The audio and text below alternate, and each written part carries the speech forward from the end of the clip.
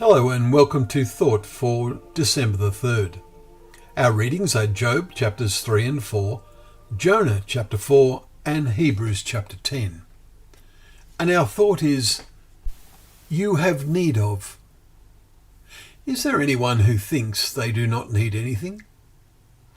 With the thought of Christmas only in 3 weeks' time, the younger ones especially are thinking of the things they need and that it would be good to receive.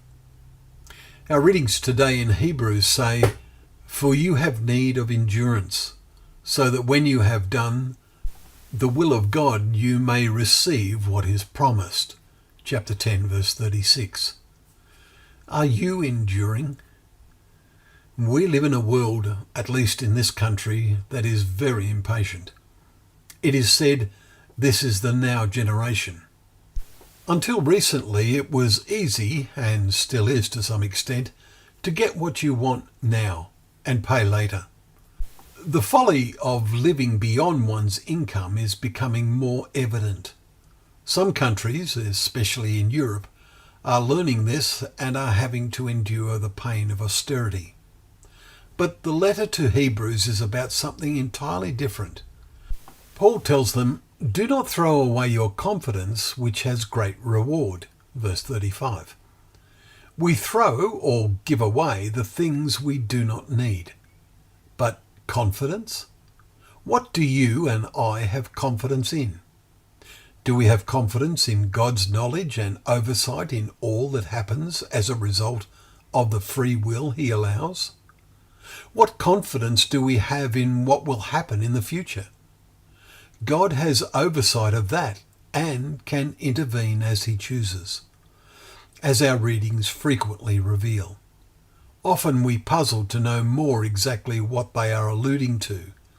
Zechariah 12 verses 1 to 3 being an example in the light of Middle East events now and in recent years. We saw lessons illustrating his oversight in individual lives in our readings in Job and Jonah. Both men had, at least temporarily, lost sight of the will of God working out a pathway in their lives. Are we any better? But if we really commit ourselves to be children of God and more live for him in faith, then we will sense more clearly his purpose in the things he allows or causes to happen in our lives and in the world. Take special notice of how Hebrews chapter 10 ends. My righteous one shall, or aim to be, live by faith, and if he shrinks back, my soul has no pleasure in him or her.